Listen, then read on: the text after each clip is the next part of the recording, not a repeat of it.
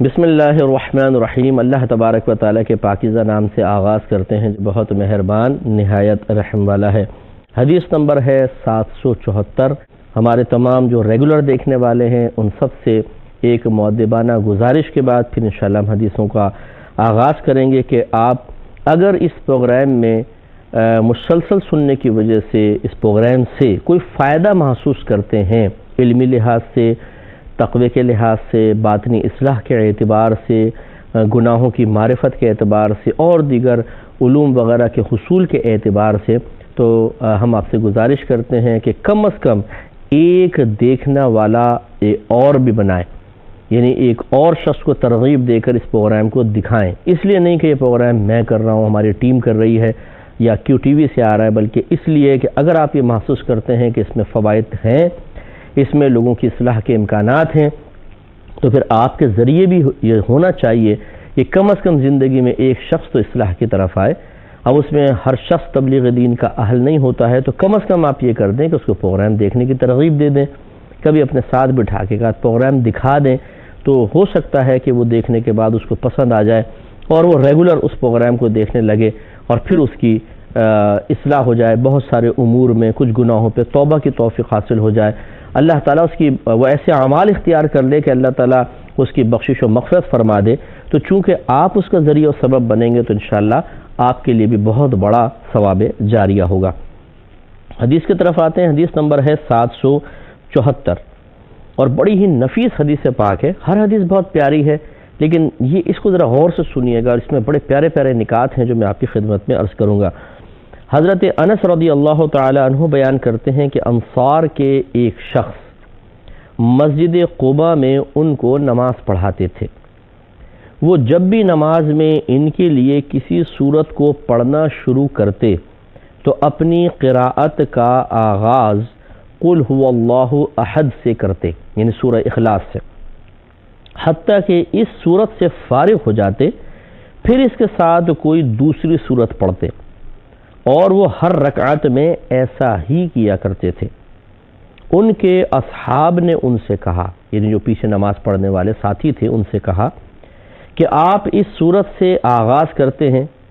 پھر آپ یہ نہیں سمجھتے کہ اس سورت کا پڑھنا کافی ہے حتیٰ کہ آپ دوسری سورت پڑھتے ہیں؟ یعنی ایسے کیوں نہیں کرتے کہ چلے اگر آپ سورہ اخلاص سے ابتدا کر رہے ہیں تو ایک ہی سورت پڑھ لیں، پھر آپ دوسری بھی پڑھتے ہیں، یا تو اسی پہ اکتفا کر لیں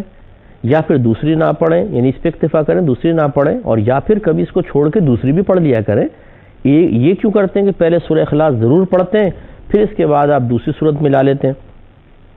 تو انہوں نے کہا کہ آپ اس سورت سے افتتاح کرتے ہیں، پھر آپ یہ نہیں سمجھتے کہ اس سورت کا پڑھنا کافی ہے حتیٰ کہ آپ دوسری سورت پڑھتے ہیں؟ پس آئندہ آپ یا تو اسی سورت کو پڑھیں یا اس کو چھوڑ دیں اور دوسری سورت پڑھیں۔ تو انہوں نے جواب دیا کہ میں اس سورت کو چھوڑنے والا نہیں، اگر آپ چاہتے ہیں کہ میں آپ کو اسی طرح نماز پڑھاتا رہوں تو میں پڑھاؤں گا،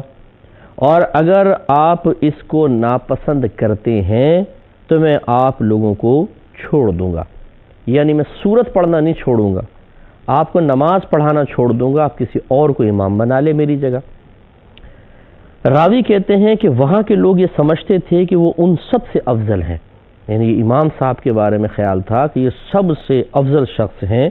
اور انہوں نے اس کو ناپسند کیا کہ انہیں کوئی اور شخص نماز پڑھائے۔ جب ان لوگوں کے پاس، یعنی بس پھر لوگوں نے کہا کہ نہیں بھائی ان کو نکالنا نہیں ہے، ٹھیک ہے آپ ہی نماز پڑھائیں، پڑھتے رہے۔ جب ان لوگوں کے پاس نبی کریم صلی اللہ علیہ وسلم تشریف لائے تو ان لوگوں نے آپ کو اس واقعے کی خبر دی، یعنی عرض کی یا رسول اللہ یہ ایک ہی صورت پڑھتے ہیں، یعنی سورہ اخلاص تو لازم پڑھتے ہیں، اس کے بعد دوسری صورت ملاتے ہیں، آپ ہی کچھ فیصلہ کیجئے۔ تو نبی کریم صلی اللہ علیہ وسلم نے ان شخص سے فرمایا کہ اے فلاں، تمہیں اپنے اصحاب کی بات ماننے سے کیا چیز مانع ہے؟ یعنی کیوں نہیں مان لیتے ان کی، کیوں ایک صورت لازم پڑھتے ہو؟ اور اس صورت کو ہر رکعت میں لازماً پڑھنے پر کس چیز نے آپ کو برانگیختہ کیا ہے، کس نے ترغیب دی ہے،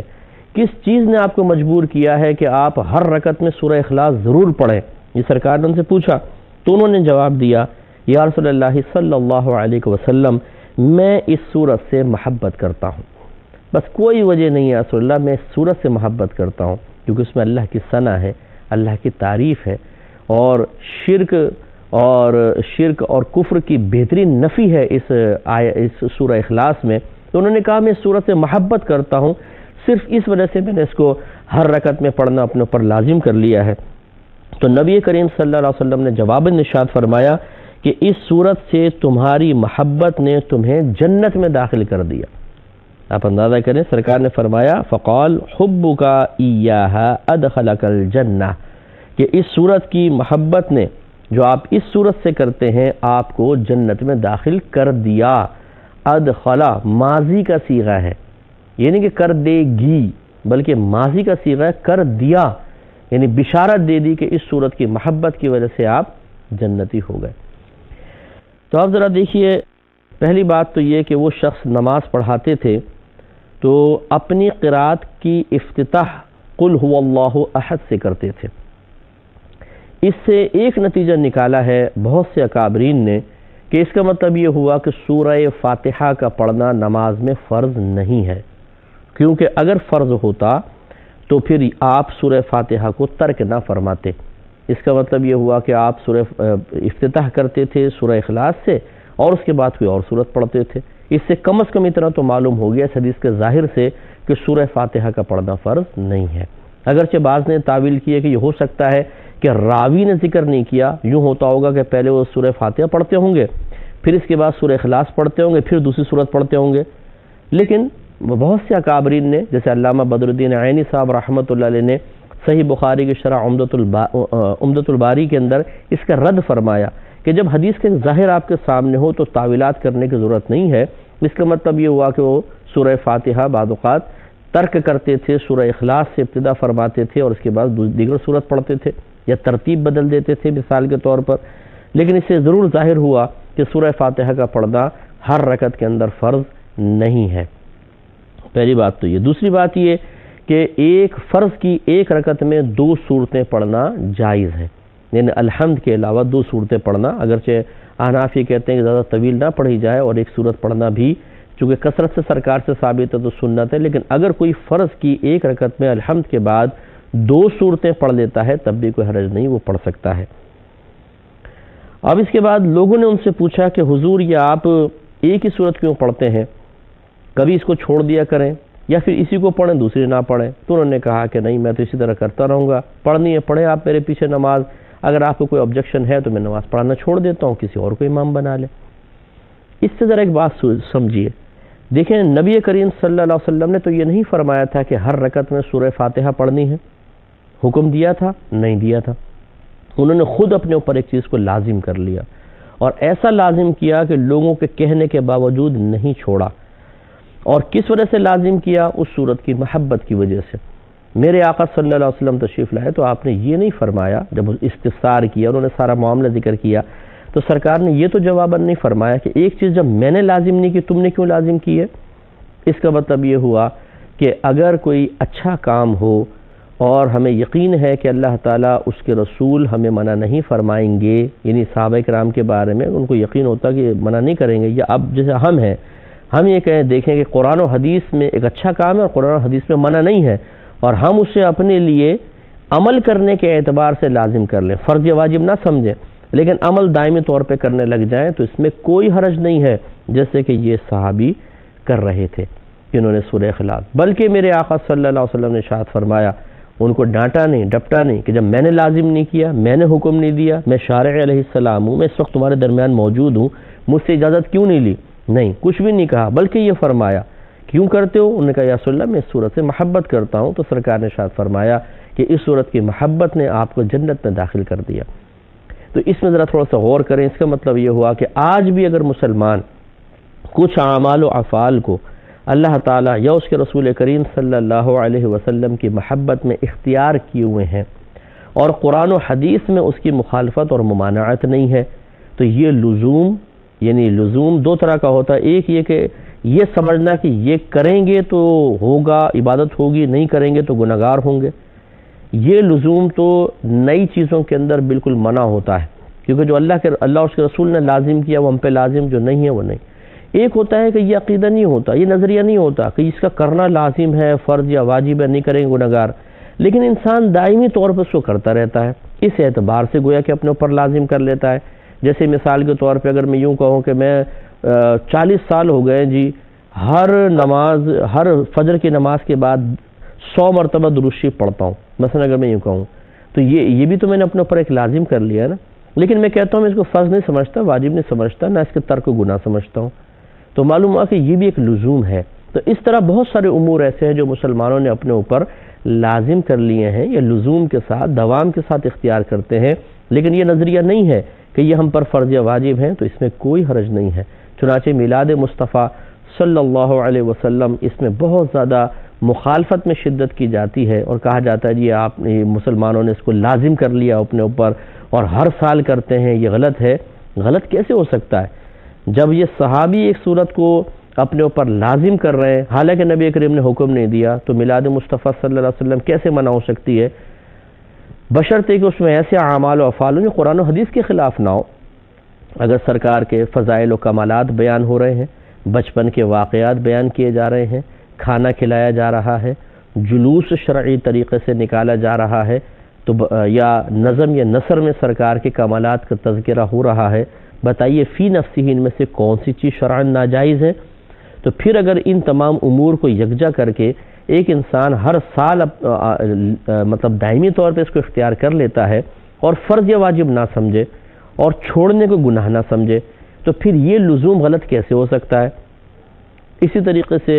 اور بہت سارے امور ہوتے ہیں کہ جن کو مسلمانوں نے اختیار کیا ہوا ہے اور قرآن و حدیث سے اس کی مخالفت نہیں ہے، تو کیسے منع ہوگا؟ اگر یہ منع ہے تو پھر یہ بتائیے کہ ہر سال مخصوص سلیبس کے ساتھ علم دین پڑھانا، اسی بھی تو ہم نے لازم کیا ہوا۔ جماعت کے اوقات ان کے اوپر لزوم ہمارا ہے، دوام ہے، ہم نے لازم کیا ہوا ہے کہ اسی وقت ظہر کی نماز ہوگی، اسی وقت عصر کی جماعت ہوگی، اسی وقت مغرب کی ہوگی، یہ لزوم کیوں نہیں قابل گرفت ہے؟ تو اس لیے گزارش یہ ہے کہ اعتدال کے ساتھ تمام معاملات کیے جائیں۔ شدت پسندی، بغیر سوچے سمجھے اعتراضات، اس سے انسان کو خود نقصان ہوتا ہے۔ اور آخری بات ذرا غور کیجئے کہ ان صحابی نے عرض کیا رسول اللہ صلی اللہ علیہ وسلم میں اس لیے سورت کو پڑھتا ہوں لگاتار کہ مجھے اس سورت سے محبت ہے، تو میرے آقا صلی اللہ علیہ وسلم نے ارشاد فرمایا کہ اس سورت کی محبت نے آپ کو جنت میں داخل کر دیا۔ تو جو قرآن سے محبت رکھے تو یہ محبت اس کو جنت میں داخل کر دے، تو جو صاحب قرآن سے محبت رکھے گا بتائیے اس کا عالم کیا ہوگا؟ جو اولیاء اعظام سے محبت رکھے گا کیا وہ نفع نہیں پائے گا؟ جو صحابہ کرام سے محبت رکھے گا کیا اسے کچھ بھی نفع نہیں ہوگا؟ اس کا مطلب یہ ہوا کہ محبت کوئی معمولی شے نہیں ہے۔ اگر یہ محبت حقیقی ہو، عشق حقیقی ہو، مجازی کی بات نہیں کر رہا ہوں، وہ تو حرام ہوتا ہے، گناہ کبیرہ ہو سکتا ہے عشق مجازی، لیکن عشق حقیقی جو ہے اللہ کے نبی سے محبت، پیار اور اس کے اظہار، اس کا بار بار ایسی چیزیں بیان کرنا کہ خود بھی دل میں محبت بڑھتی جائے اور جو سننے والے ہیں ان کے دل میں بھی محبت اور مزید بڑھتی جائے، جیسے نعت خوانیوں کا اہتمام، بشرطے کہ مناسب وقت پہ شروع ہوں، مناسب وقت پہ ختم ہوں۔ دیکھیں افراط و تفریط تو ہر جگہ ہی منع ہوتی ہے، میں اس کی تائید نہیں کر رہا ہوں، لیکن نعت خوانی، خوش الہان نعت خوان نعت پڑھے، دل میں سرکار کی محبت پیدا ہوتی ہے۔ ایک اچھا مقرر خوبصورت انداز میں سرکار کی شان بیان کرے، دل میں محبت میں اضافہ ہوتا ہے۔ ایسی کتب کہ جو سرکار کے فضائل و کمالات پر مبنی احادیث یا دیگر چیزوں پر مرتب کر کے لکھی گئی ہو، مرتب کی گئی ہو، اس کو پڑھنا، اس سے دل میں محبت بیدار ہوتی ہے۔ تو یہ محبت بیکار نہیں ہے۔ جب ایک صورت کی محبت انسان کو جنت میں پہنچا سکتی ہے تو پھر نبی کریم صلی اللہ علیہ وسلم کی محبت کہاں تک پہنچائے گی؟ ذرا سوچئے کہ آپ کی ہی برکت سے اللہ تعالیٰ نے ہمیں قرآن بھی عطا فرمایا ہے، کیونکہ اللہ تعالیٰ نے فرمایا، حدیث قدسی ہے کہ حبیب اگر آپ کو ظاہر کرنا مقصود نہ ہوتا تو میں اپنے رب ہونے کو بھی ظاہر نہ فرماتا۔ تو اللہ تبارک و تعالیٰ نے اپنے حبیب کریم صلی اللہ علیہ وسلم کو دنیا میں بھیجنا کا ارادہ کیا ہوا تھا، ازلی ارادہ تھا، اللہ نے اپنے رب ہونے کو ظاہر فرمایا۔ تو اس کا مطلب یہ ہوا کہ سرکار باعث وجود کائنات ہے۔ جب کائنات ہوئی تو پھر قرآن کا نزول بھی ہوا، دیگر انبیاء علیہ السلام بھی آئے اور ہمیں اللہ تعالیٰ کی معرفت بھی ہوئی، تو کہا جا سکتا ہے کہ ہمارے سرکار صلی اللہ علیہ وسلم سے ہمیں قرآن بھی ملا، رحمان بھی ملا، ایمان بھی ملا۔ تو جب قرآن سرکار سے ملا، اس سے محبت، بلکہ اس کی ایک صورت سے محبت جنت تک پہنچا سکتی ہے، تو جو نبی ان تمام چیزوں کے حصول کا ذریعہ اور سبب بن گئے اور اللہ تعالیٰ کے سب سے محبوب نبی ہیں، حبیب آپ کا لقب ہے، حبیب اللہ، اللہ تعالیٰ کے حبیب ہیں، ان سے جب کوئی محبت رکھے گا تو کیوں نہیں نفع ہوگا؟ اس لیے ہم آپ سے گزارش کریں گے، جتنے ہمارے بھائی بہن دیکھنے والے ہیں، کہ اس محبت رسول میں جتنا اضافہ ہو سکتا ہے کیجئے۔ یہ نہیں کہہ رہا ہوں کہ محبت الہی میں اضافہ نہ ہو، عشق الہی میں اضافہ نہ ہو، یقینی سی بات ہے کہ اللہ سے عشق، اللہ سے محبت بھی ہمیں ہمارے لیے بڑی نافع ہے، لیکن میرے آقا صلی اللہ علیہ وسلم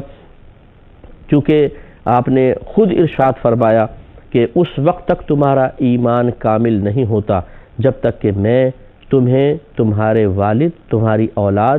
اور تمام لوگوں سے پیارا نہ ہو جاؤں۔ بخاری کی روایتیں میں بیان کر چکا ہوں، تو اس کا مطلب یہ ہوا کہ میرے آقا صلی اللہ علیہ وسلم نہ صرف اپنی محبت چاہتے ہیں کہ امتیوں کے قلوب میں رہے، بلکہ تمام بقیہ محبتوں پہ اس کا غلبہ بھی درکار ہے، تب کہیں جا کر ایمان کامل ہوگا۔ لہٰذا اس نبی کریم صلی اللہ علیہ وسلم کی محبت کے قلب میں موجود دیگر چیزوں کی محبتوں پہ غلبے کے لیے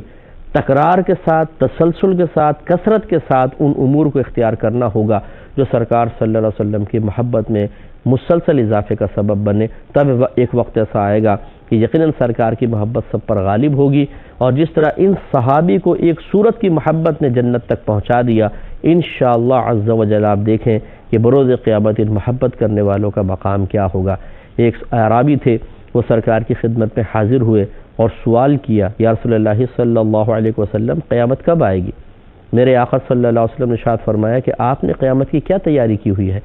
انہوں نے کہا، یا رسول اللہ صلی اللہ علیہ وسلم کوئی زیادہ میرے پاس نوافل وغیرہ کی کثرت نہیں ہے، لیکن اتنا ضرور ہے کہ میں اللہ تبارک و تعالیٰ اور اس کے رسول کریم صلی اللہ علیہ وسلم سے محبت رکھتا ہوں۔